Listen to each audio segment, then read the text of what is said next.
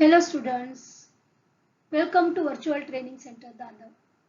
I am Mrs. Akshata Kale and today we are going to learn environmental studies of standard 4th and the topic is the interrelationship between the living things. This is part 2. Students, we have already done part 1 of this lesson. Now today we are going to part 2 of this lesson. Yes students, we can see here different pictures. Here this shows that how the interrelationship we can see in the living things. Living things include plants, animals and human beings. You know that, right? And the interrelationship between them we will study today. The needs of living things are met in their environment. Yes, students, we have many needs. These are called basic needs like food, shelter, air, water, and clothing. All these needs are met in our surroundings. In fact, food, water, and air are the needs of all living things, and they are all fulfilled in the environment. But there are differences in the needs of each kind of living things. Yes, students, we will take one example here. Here, any type of living thing will be found only where all its needs are fulfilled. We'll see here tiger is there. The basic needs of tiger are the tall grasses to hide and to catch the prey. The tiger has the strips and in the grass it cannot be identified by the prey. So it hides in the grasses. Then it needs caves to protect himself from the sun, wind and rain. Yet it needs food and it needs water.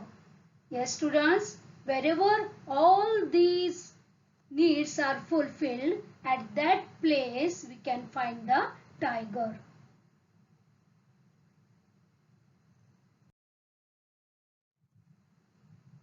Now, we keep animals in order to satisfy some of our needs. They became dear to us. We look after them. We feed them. We take them to a vet if they fall ill. These animals too return our affections. Isn't it? We keep pets for entertainment and for some work too. For example, we get eggs and meat from the chicken. We get milk from the cows, right? Dog guards our house, etc. We take the benefits and we enjoy with them and we love them. They too in return, they love us.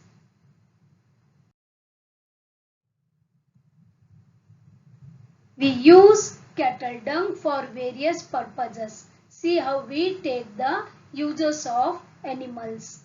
See here the man is making the dung cakes by using cattle dung and we use them as a fuel. And here we can see the manure made from the cattle dung and the sheep pellets, which is very good for the growth of the plants. See, this is a biogas plant. Here also we use cattle dung to prepare the biogas. And you can see here, this is the plaster of cattle dung. This helps that mud house to protect from the insects and it also works as the plaster.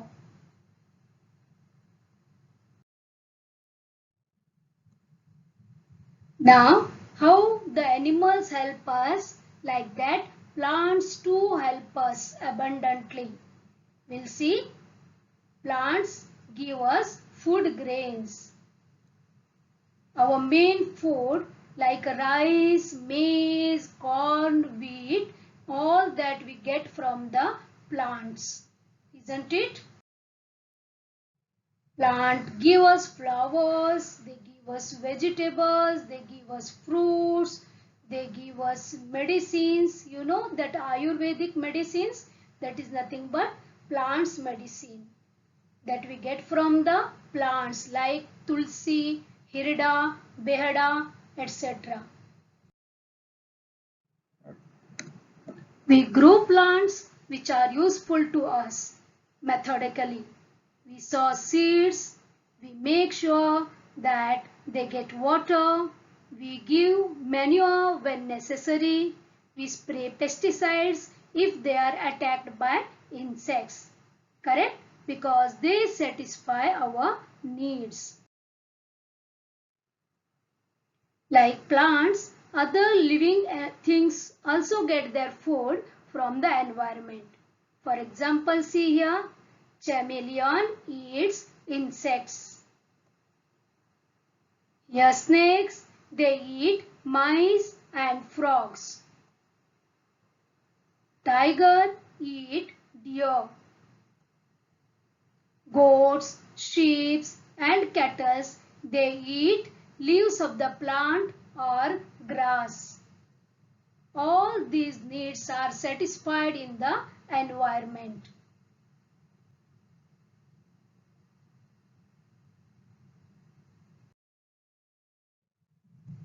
Yes, arboreals. Yes, students, we will see about the arboreals. First, go through these pictures. A squirrel, monkeys, and the bird in the nest. Please observe these pictures. Can you see any similarity among these pictures? Yes, right. They all live in trees. Yes, dear students, arboreal here, this is a Latin word and the arbor, which means tree, and arboreals means living in trees. Yes, here animals like monkeys, squirrels, they all live in trees. It gives them certain advantages. Being at a height, they are better able to defend themselves from their enemies. Okay? Besides, they can eat the fruits of the trees to satisfy their hunger. Such animals are said to be arboreal. Unknowingly, they help the trees with whose support they live. We'll see how they help the trees.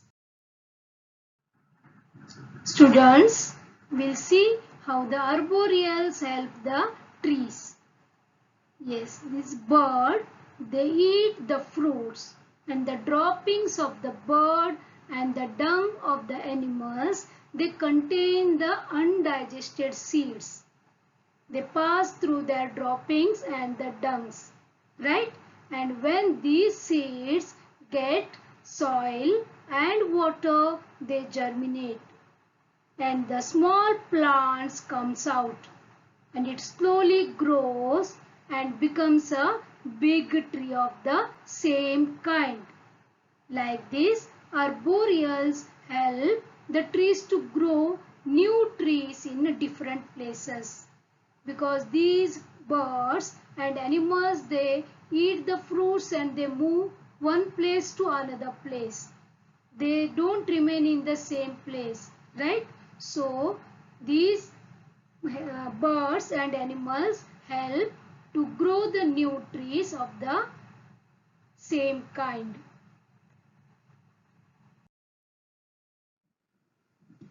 Yes, we will go through an egret story. Okay, this is a bird named egret. Okay, a certain kind of egret bird feeds on different kinds of insects. Grass is full of all kinds of insects, but Because they are hidden in the grass, the egret cannot see them and catch them.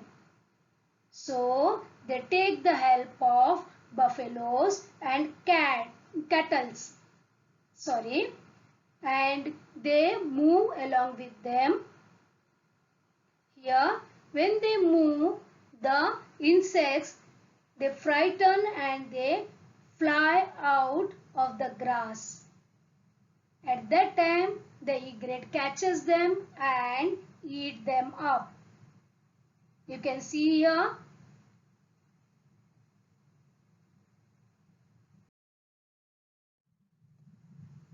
Now, dear students, seasonal changes in living things. You know that in year we get three main seasons, correct? And spring one more is there. But here mainly there are three seasons: summer season, rainy season, winter season. Correct? Every year we get these three main seasons. Yes, dear students, just as the three seasons affect us, they affect all other living things too. Correct? Now, how the seasons in short? See students, there is a sun in the center and our earth planet is moving around the sun in a specific path. Because of this movement, which is called as revolution, because of this we get the seasons every year that you will study in detail in standard 5th. Okay? Yes, students, this is a winter season. Winter is the coldest season of the year. In winter, we wear woolens and other warm clothes to protect ourselves from the cold, isn't it? Winter in Maharashtra is also called the season of Pangal, that is the falling of leaves. That is because many trees shed their leaves in winter. The same time what happens? The coats of furry animals become thicker in winter because they keep them warm and they protect these animals from the cold season. Especially this we can see in rabbit, sheep and goats.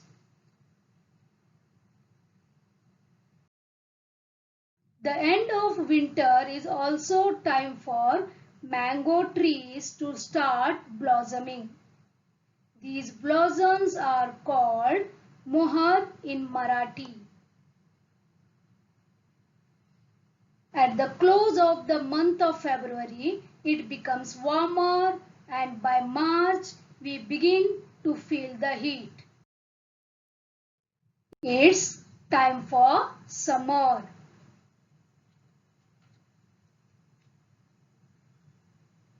Okay?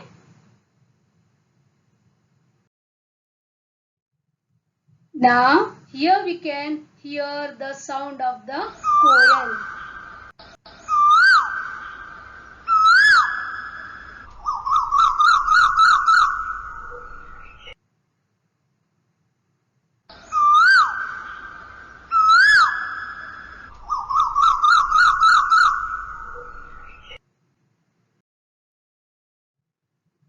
In summer, the market is full of mangoes, watermelons, kiwi fruits, strawberries, correct? And in Konkan side, we can see the yellow and red cashew apples. And these are known as cashew nuts. This mainly we can see in the Konkan region. Got this, students? Means according to the season we get the fruits. These are the summer fruits. In June, black clouds make their appearance. The rainy season is a short way away. In some places in India, the rain starts in June. By this time, we begin to get jackfruits, jamuns or Java plums and karvandas. Isn't it? And afterwards, the rain starts. The seeds of grass and other plants lie scattered all over the ground. They sprout and start growing as soon as it begins to rain. It becomes green everywhere. This greenery is soothing after the hot summer months. Sometimes we can even see the rainbow with its 7 colors in the sky.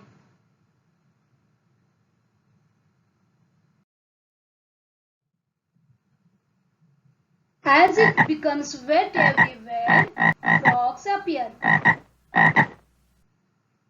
We also hear the loud noise of frogs croaking all together. As the rainy season ends, it is time for winter to make a comeback. It gets colder and colder. This is not good for the frogs. They go deep under the ground for a long period of slumber which lasts for 7 or 8 months. Got this, children? How the seasons changes, the animals and the living things, they too change their livings. Yes, always remember the environment changes with the seasons and living things have to adapt themselves to those changes. This is all about the lesson. Thank you, students. Please go through the lesson once and try to solve the exercise part. Okay? Take care, stay home and stay safe.